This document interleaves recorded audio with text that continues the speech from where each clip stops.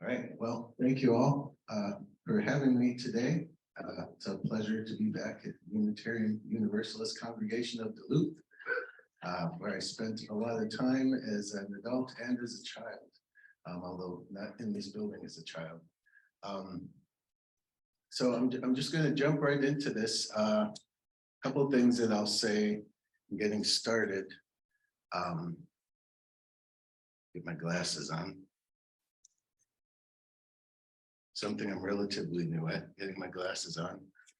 Okay, so a review of the Duluth Racial Bias Audit, Duluth Police Department. We're going to look at how the objectives of the audit were developed, what the 11 objectives of the audit are. We'll walk through that quickly. I'm going to try to just present it fairly quickly and then give a lot of opportunity for questions and discussion. And then I'll just give you a quick update on the progress of the audit. And the first thing, though, that I want to do before I jump into that, and I know you probably can't read these, so I'll read them out loud. But I guess what gets called a lot nowadays positionality, the position of an individual related to the issue that they're speaking on. And for me, and I'll mention this in a moment, I've been working with the police department quite a bit on this project. I've been working with the auditing team quite a bit on this project. And of course, I've been working with volunteers, activists on this project as well. And as you might imagine, balancing all of those perspectives, there's a pull in each direction from these different groups.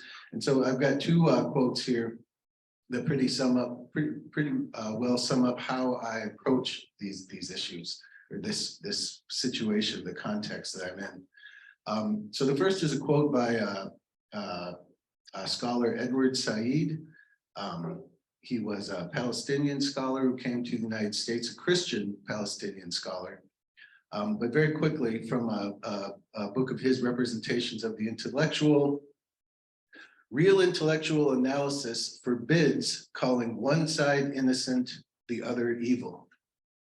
Indeed, the notion of a side is, where cultures are at issue, highly problematic, since most cultures aren't watertight little packages, all homogeneous and all either good or evil. But if your eye is on your patron, you cannot think as an intellectual, but only as a disciple or acolyte.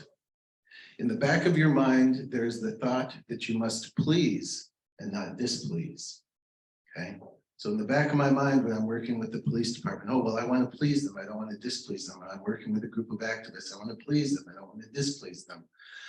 But Said's point is that you have to distance yourself from all of that. Your ultimate commitment, and then this is made more clear in the quote from Malcolm X, has to be to the truth, or an attempt to find it, at least.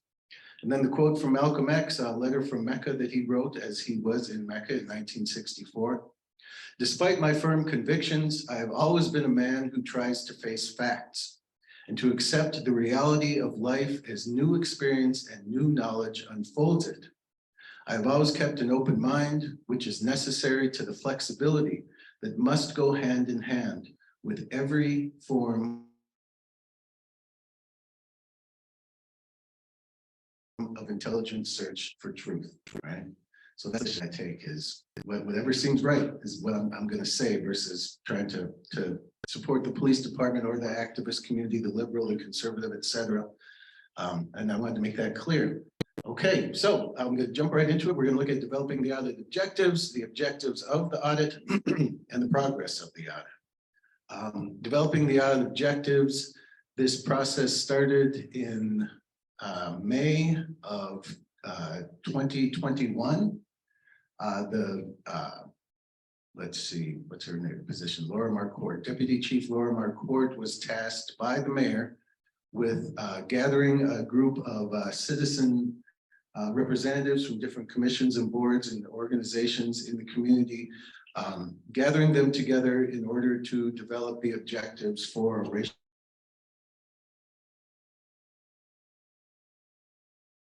bias audit of the Duluth Police Department, April of 2021. And I was one of the individuals that she contacted.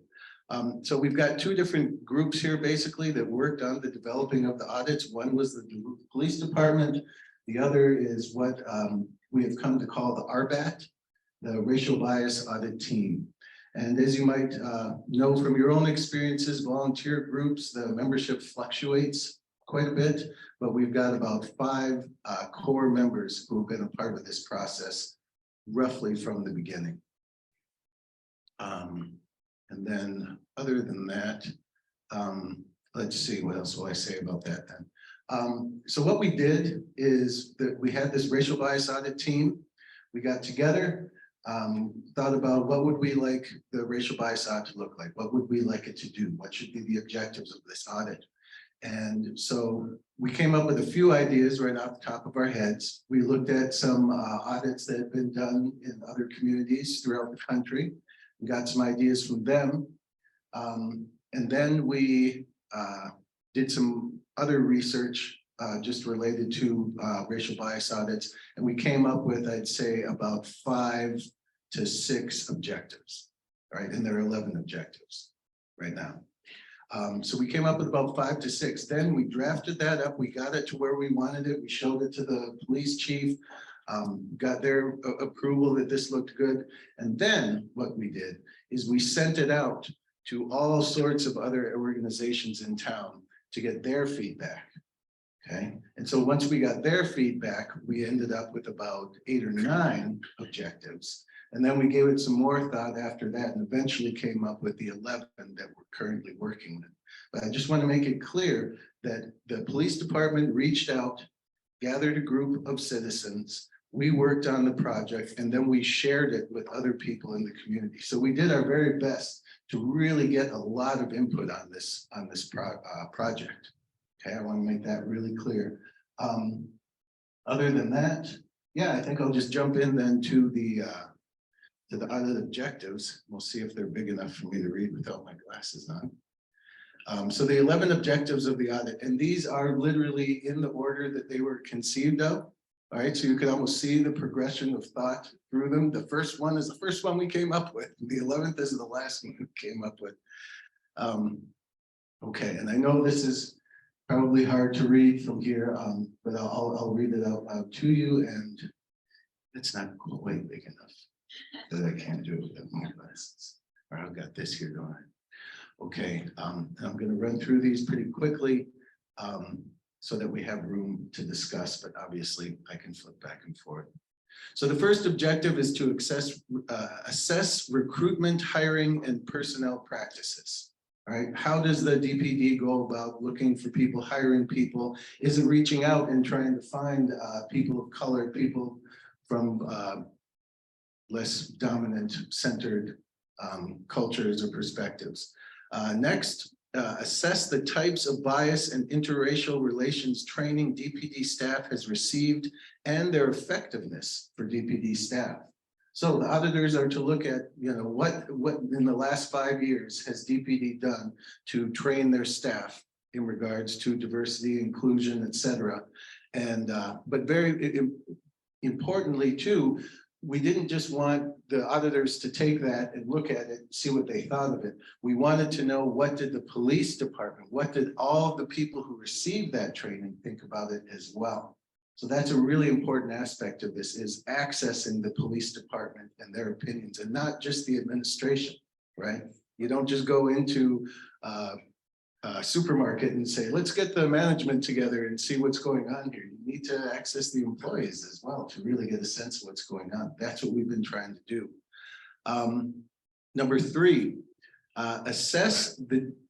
Could you tell me, is number 1, does that include the involvement in the actual hiring from the community, or? It doesn't, no, it doesn't necessarily, although that can become a recommendation, hopefully, of the auditors once they've completed the audit, they've put up the report. So number 3, assess the DPD's response to calls from BIPOC communities and those BIPOC communities' appraisals of the city's response to those calls, as well as a general evaluation of these 2 groups' attitudes towards each other.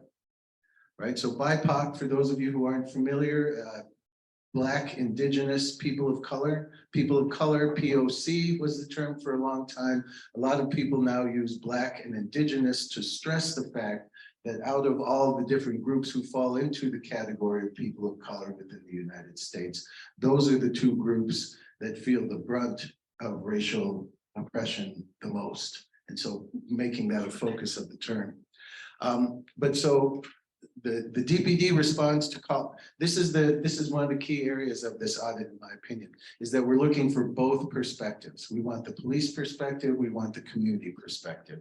So assess the DPD's response to calls from BIPOC communities and those BIPOC communities' appraisal of the city's responses to those calls. Both groups are being interviewed and we're trying to get their perspective on how do those responses go generally.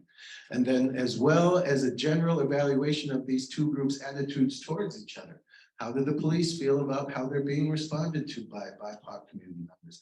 How do BIPOC community members feel that they're being responded to by the police? Getting both sides, again, which kind of goes back to the two quotes I brought up in the beginning.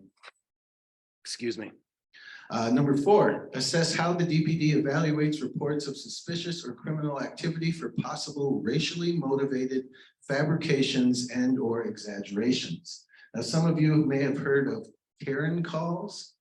All right, I don't know if you've heard this terminology before, but basically what that is referencing is the idea that a white woman who sees a Black man going into the apartment building next to hers calls the police because a Black man is going into the apartment building next to mine, right? Even though this person lives there, even though this person is doing absolutely nothing wrong, etc. So Karen calls, all right, is what those types of calls are commonly referred to or are by some people. And so number 4 is assessing how the DPD deals with a situation like that. If they get a call from somebody and they show up and this person is panicked and, oh, well, this Black man came into my store. Okay, what else? Well, that's it. I'm afraid. I know that, okay, you don't. All right, how are they going to deal with that? How are they going to figure out what are they going to do? Because in my mind, the person who made that call is committing a crime. All right, not the person that they're calling on. How can DPD deal with that? So that's something that the auditors are working on, figuring out how that's dealt with, best practices in the nation, and how that can be dealt with here in our community when that situation arises. Number 5, assess how DPD gathers and interprets data. Pretty straightforward, right? How are they gathering the data? Once they have the data, what kind of data did they actually gather? Did they gather it correctly? Did they get all the right aspects of a situation as far as data gathered? And then how do they interpret it?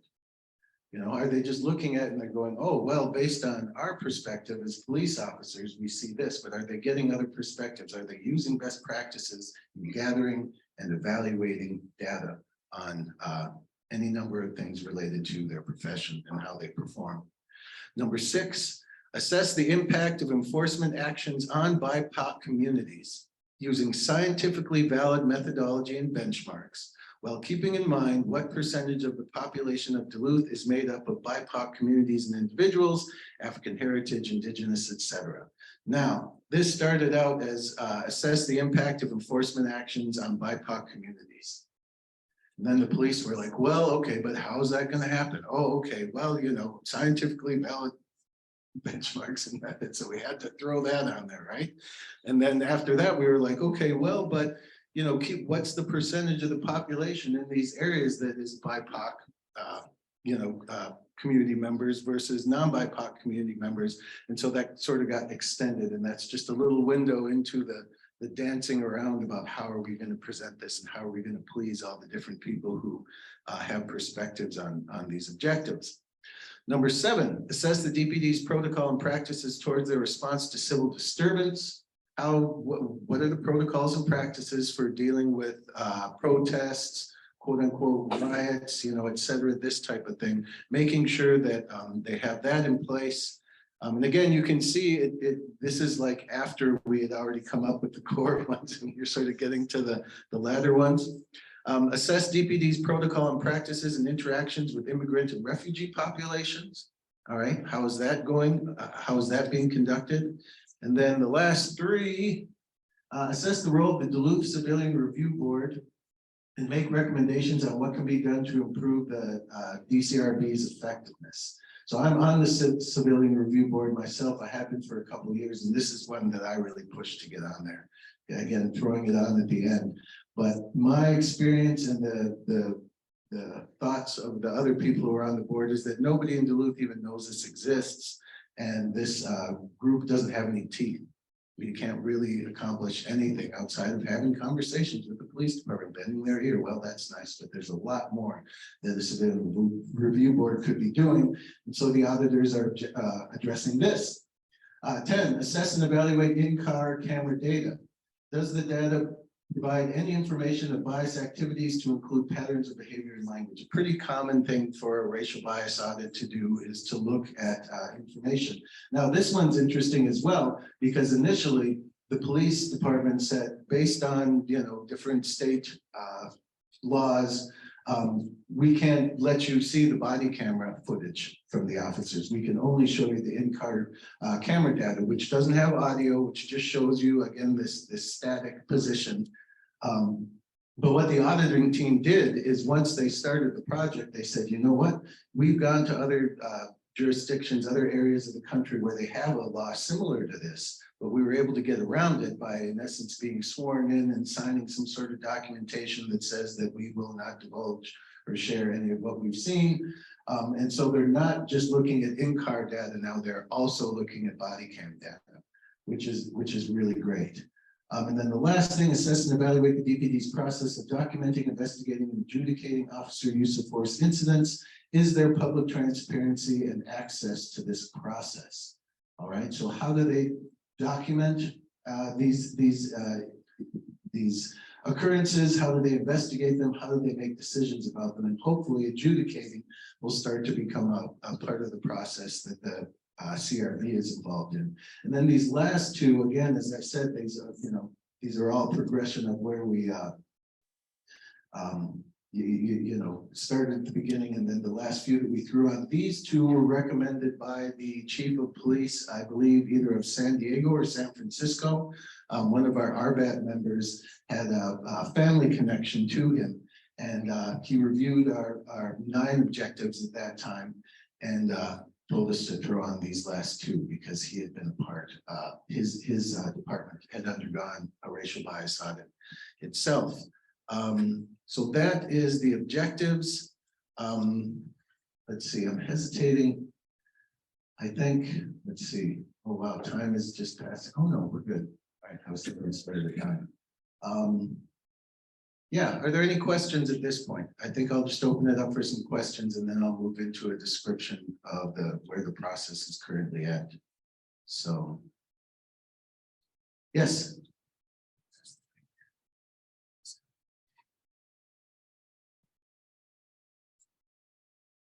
That's right.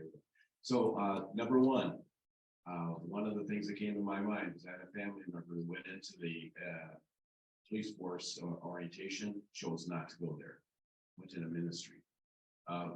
What about trauma? How does enforcement help their officers with trauma and assessing their level of ability to deal with trauma?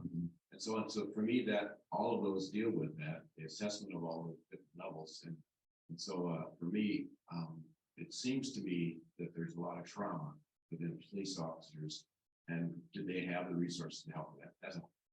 Wow, well, that is an excellent question. And as I believe many of you know, my son has just become a police officer here in Duluth. And yeah, that is one of my core concerns, or I was going to say key concerns, although his name is Key, but my key concerns about Key. Yeah, and honestly, he calls me up every now and then, pretty regular, and says, yeah, Dad, this just happened. And I'm not sure what to think about that. And we talk through it, and I encourage him. And he's always making the right choices, but they're hard choices. And he's just seeing things that for most of us would really bring us down and possibly permanently, So that's a really important question.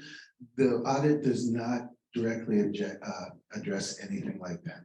And had you been on the racial bias audit team, I'm sure we'd have a number 12 as far as this goes. So I think that's a really important question and concern. It is one that on the Citizens Review Board, we have brought out multiple times. I know that they're expanding their attempts to deal with that more.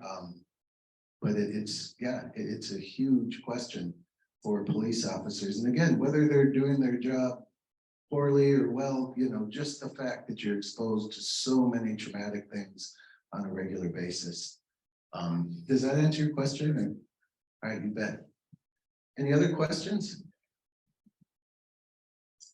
I'm just curious in terms of how receptive was administration to this process? How open have they been? Okay, yeah, no, great question. First of all, the department was directed by the mayor to do this. So the department did not choose to do it itself. However, the department has been attempting to do things like this to improve at least their reputation in the community and their ability to deal with these types of things, to become a more diverse and sensitive organization. I believe that's true. You know, I'm not at their internal meetings or anything, but that's the sense that I get. They've been very receptive overall, in my opinion. In all honesty, I feel like there's been a little bit of a need to push in order to get everything that's on here, but there hasn't been any like strong resistance or anything like that. And honestly, an interesting story, the auditing team, we had 4 auditors apply. And the one that we selected, which we're overall very happy with at this point, one of the things that they said when they accepted the job was that when they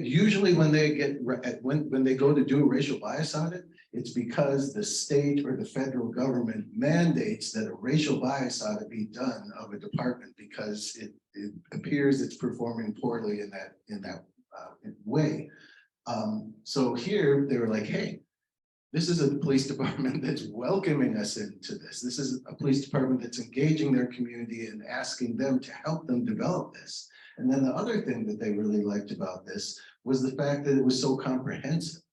Usually when they get called in to do a racial bias audit, it's look at car camera data, look at policies, the end, right? And so they saw this and they saw this as an opportunity for themselves to just be able to do the kind of work that they like to do and to really dig in to what's going on with the Duluth Police Department. Does that answer your question? Yeah, you bet. I'm curious to know if the NAACP's Criminal Justice Committee was involved in the audit and how that all works. Yeah, well, number one, of the groups that the draft of the audit was sent out to, the Criminal Justice Committee of the NAACP, local NAACP, was one of those groups. So they had access that way. One of their co-chairs started out with us at the very beginning in April of 2021, but again, is how it works with volunteer work, you know, had to leave within, I think, a month of starting with us. So they haven't been directly involved in that respect, but they've been updated consistently about the progress and did have some input on it. And I'm sure are going to have a strong opinion of the final report and how this went. Yes. Can you say just a little bit more about who was it you selected to do the audit? Yeah, sure. So we had 4 auditors, we had 4 firms apply. One, we just got the sense that they'd be a good counseling group maybe to come in and like counsel officers and work with people more on that level. But we didn't get the sense that they had the experience as far as looking at data, best practices, making those comparisons, analysis, that sort of thing. Then there were 3 that we interviewed. All 3 of them seemed to be competent enough to have had the experience, but one of them felt very, how to put it, very corporate almost. It just seemed very, like they were very just rigid, and here's the things that we do, and you should hire us. It didn't feel good, the interview in that respect. And they seemed a little more police heavy on how what their thinking was. Then there was another group that didn't seem as police heavy, seemed a little more community oriented. But then there was this final group that we ended up selecting. And in their interview, it was just a very personal sort of engagement. It didn't feel like corporate. Here's the slideshow that we showed everybody else, or we've adjusted slightly in order to win you over. And I remember the person who is now the lead being a part of that, being the person in that interview and saying, we are so excited about all of the different things that you're looking at. And you sent us a bunch of questions trying to dig deeper into us. And we just sat and talked about these questions for a long time. These are really good questions. And so that is really what made us go, okay, this is the team we want. That and the fact that the person who is the manager, it's an organization out of Boston, but the person who is leading the audit is a Duluthian. And so we had that direct, How many personal people are contact. involved? I mean, it is so comprehensive. Oh, we're gonna pass the mic so that anybody. How many people are involved in actually doing it? I'm impressed as they were with how comprehensive. And this would take a long time Yeah. to do. Yeah. So that's why I'm wondering how many people are actually involved in the doing. Yeah, well, as far as the team, Crime and Justice Institute is the name of the organization. They have lots of people and they're doing lots of different things. I believe they have approximately 7 to 8 different individuals focused on this project. There's 3 core people who are day-to-day working with it, and then they have specialists that they've drawn in to address certain aspects of the audit. And again, they started their work in October, and they're hoping to have, and this is a clarification I had to make. The manager reached out to me and said, you told everybody that it's going to be available in June, but it's not going to be available until their final report until the end of the summer. So in that period of time is where they're working on it. Does that answer your question? All right. Great questions. We have one online here from Sue for you, Blair. We paid a lot of money for the body cameras to give more transparency to the department. It seems that their value is really limited if the auditors are sworn to secrecy and can't share what they see. Do you have thoughts on that? Yes, well, so again, I don't know the specifics of the agreement that the auditors made with the police department or the state or whoever they have to make that with.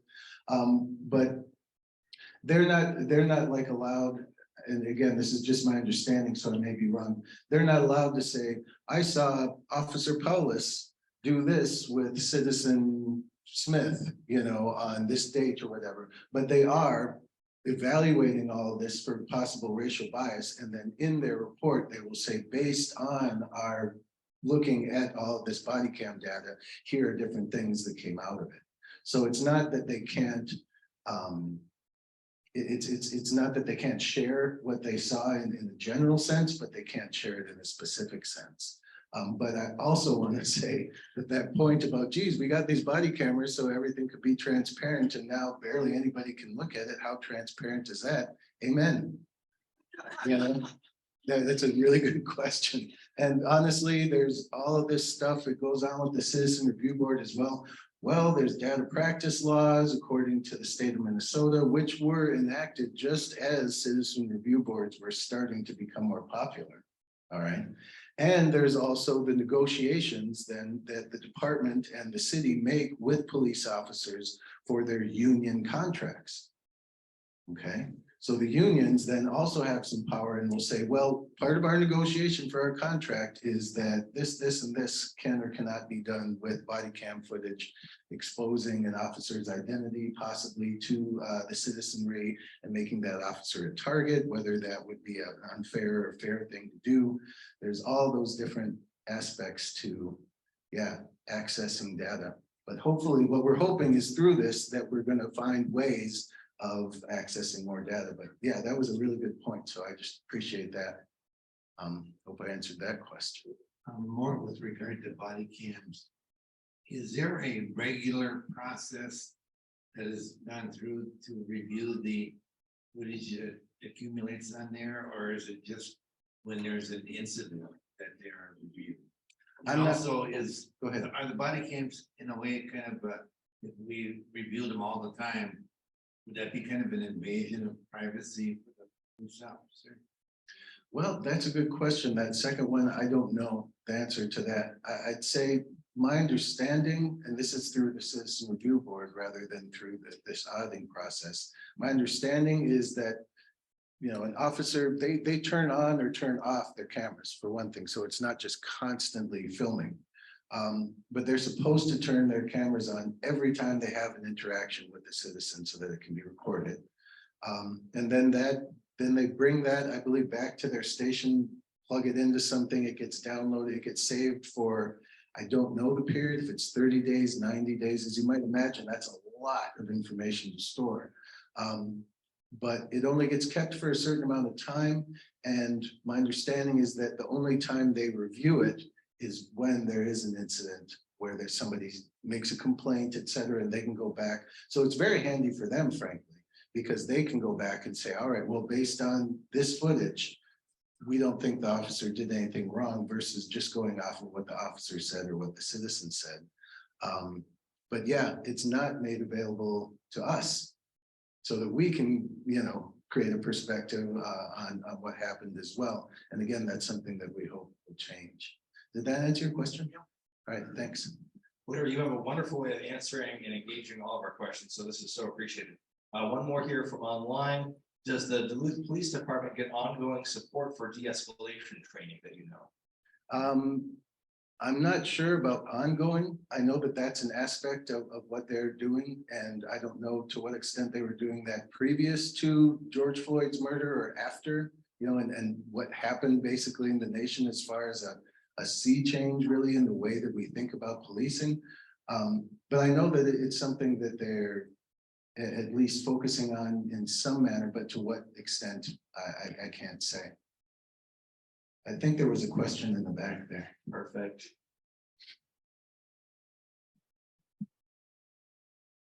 Thank you for being here today, Blair, and having your eyes and ears and feet out in the community. I really appreciate that.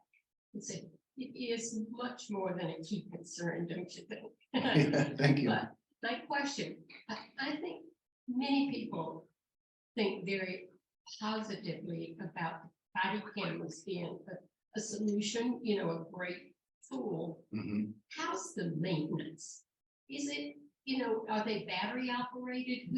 How much operational rigmarole is there to have those cameras work when they turn on? I'm not sure. My understanding is that, you know, it's something that an officer gets one that's on a charger, and also a charger that has the ability to download all the footage off of it and put it onto a main server. And then they put that on, and then it should be charged enough to, I would assume, run consistently throughout their shift at least. And then they put it back and it charges again. But that's the extent of my knowledge of that So technology. Each individual has a charger, or they just find a charger that's available and put their device on or something.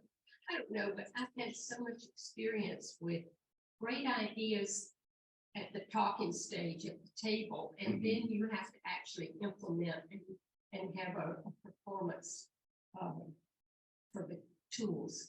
Yeah, no, my understanding, and again, I don't know the details of it, but my understanding is that it's very effective and efficient, the manner in which they manage and the amount of technology that they have, that it's there, that every officer has the ability to record any interaction that they have and make sure that it's downloaded to a server and kept for the period of time that information is kept for.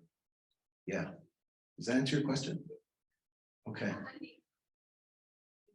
From what I know, exactly. Another question online here, Blair, just to ask, what is the timeline and involvement for the release of the final report? Will there be a press release or a conference? Like, are the police department and the collaborating nonprofits going to be there together? Will it be separate releases? Is there kind of discussion yet on how the information will be unveiled and engaged with the community? Not to my knowledge. So from the RBAT, the Racial Bias Audit Team side of things, we haven't discussed exactly how that's going to happen yet. But I know that, again, as I had mentioned, I had mistakenly said that it would be available in June, and it would probably be more like July or August. But the final public report will be available at the end of the summer. So that's approximately the timeline from November when they started to there. Does that answer that question? I think so. Okay, just a couple other quick things to throw in along with that question. One is that the auditors set up their time so that they have time to go through all the data, to gather the data, to interpret the data, to develop a draft of the report, to share that with the Racial Bias Audit Team so that we can give our input on how the report actually is finally put out. But then after they put out the report, after it's done, they've also left, I'm not sure on the amount of time, a month maybe or two, but a period of time where after the report is completed, that they can work with the department and with the community members to say, how are we gonna address everything that came out of the report? Because yeah, as you all know, okay, we made a report, all right, let's put it in the file cabinet somewhere, and if we ever want to look at it again, no, all right. And that's another thing of mine, as well as other people on the Racial Bias Audit Team, is that this is a phase of the project. We develop the objectives, we're getting the auditors to look at it, and once we get the report, there's all the implementation phase that could be at least another year to get done.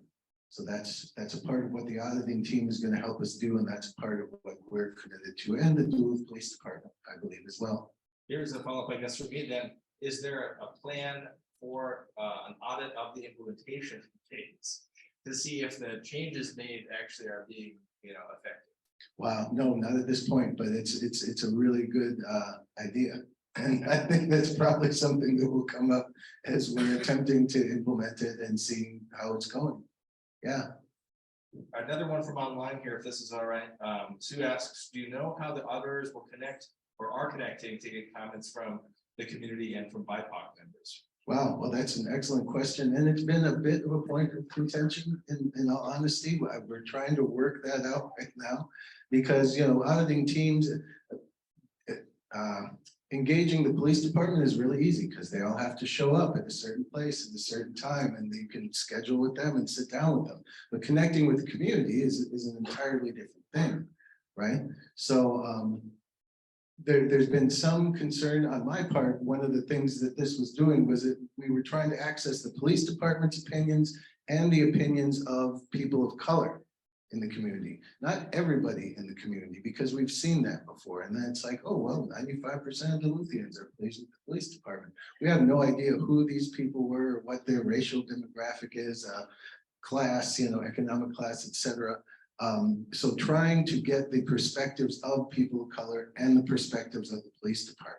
And it's turned into, well, but we also need to just get the perspectives of your average Duluthian as well.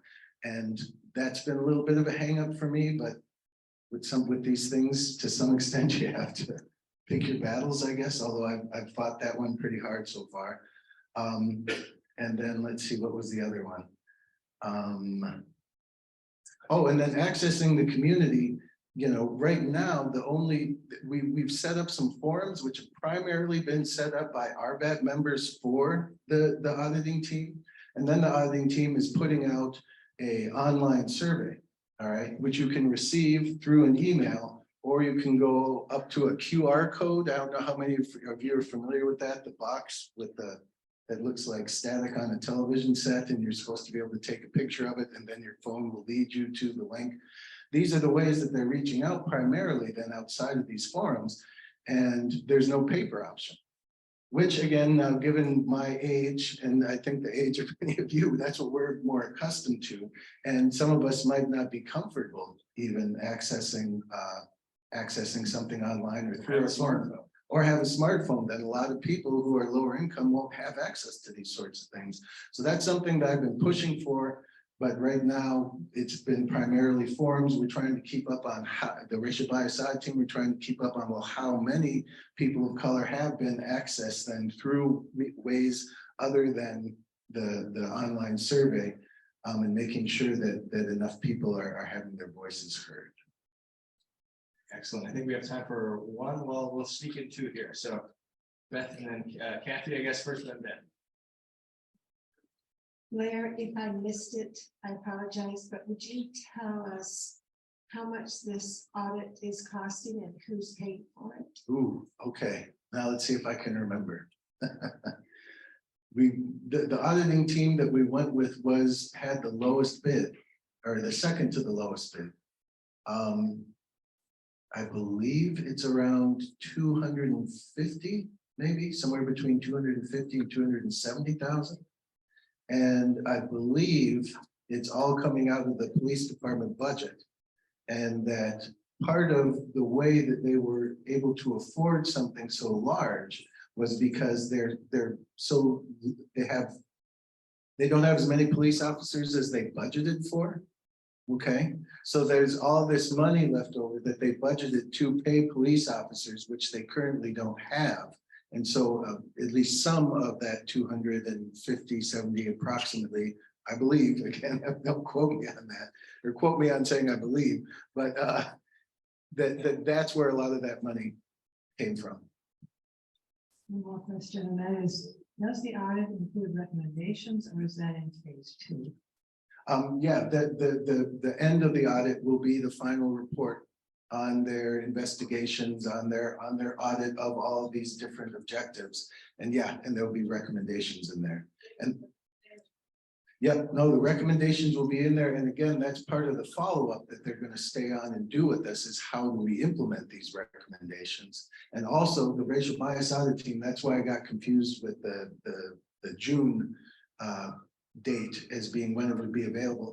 That's when they will give us a draft, the racial bias audit team, a draft of the report. We'll be able to go through it and help them to adjust it as possibly we may see fit. So the only thing I didn't get to was the progress, although I kind of touched on that already. So Please, you have time if you want to close for another minute or two. Yeah, just the progress is it's going okay. You know, I guess I am happy that we got this auditor hired. It's been very energizing for me personally to be a part of developing something and seeing it being implemented, seeing all this money being spent and hiring this special team to do this. Overall, I really like the auditors, and I think that they're going to be able to help us. I think we picked a good team, and they're going to be able to help us make positive recommendations about what to do to change, to just enhance the police department and help it to improve. But I am a little hesitant about how well we're going to access people of color in the community and how well we're going to present that perspective, rather than, again, just this sort of blanket Duluth perspective, and how well we're going to be able to access people just through the QR codes and the online thing. So there's a little bit of hesitancy. There's obviously some struggle going around that, but overall, I'm very happy personally with what the auditing team is doing and has done for us, and I believe they will do for us, and with the participation of the Duluth Police Department. They have never at any point, when I thought for sure they weren't going to go for this, or they were going to try to shut this down. No, they've been very open to this process. So I think I'll probably close it up there. Again, unless anybody has any other questions, I'll be here for a few minutes if anybody wants to ask any.